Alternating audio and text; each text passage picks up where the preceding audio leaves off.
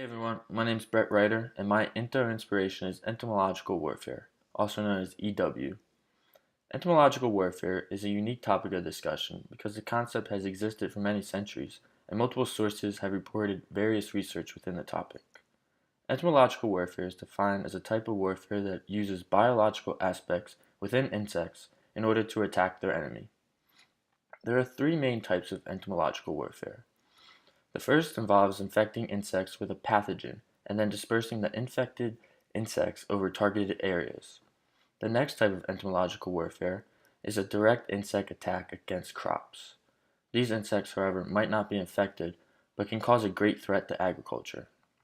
The final type of entomological warfare is the use of uninfected insects, like bees, to directly attack the enemy.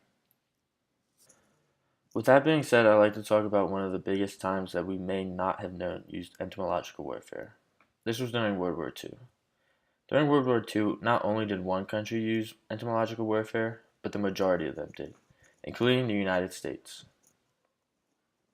To start off with Germany during World War II, they were known to establish many of these entomological warfare programs designed for mass destruction. For example, Germany pursued in the mass production and dispersion of the Colorado potato beetle. The purpose of this beetle was to attack the enemy's source of food. Even though there are no actual records proving that the beetle was ever used as a weapon by Germany, it is a known fact that Germany had intentions of dropping the beetles onto English crops. Besides Germany, Canada had also been known to be involved with entomological warfare programs.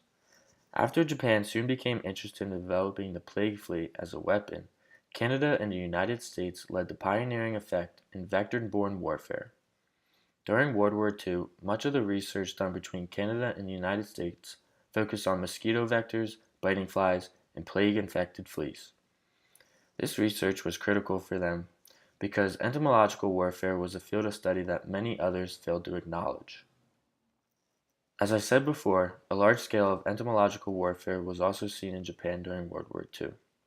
Used on China, Japan's biological warfare unit involved plague-infected fleas and flies covered with chlorea.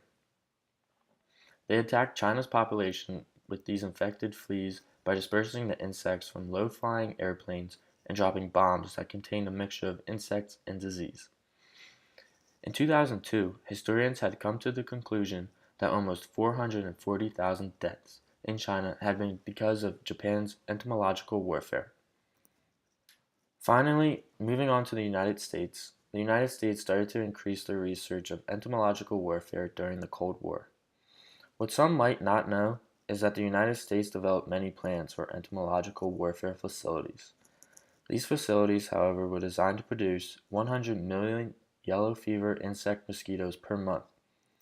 The United States also planned many vulnerable sites within the Soviet Union that the U.S. could attack.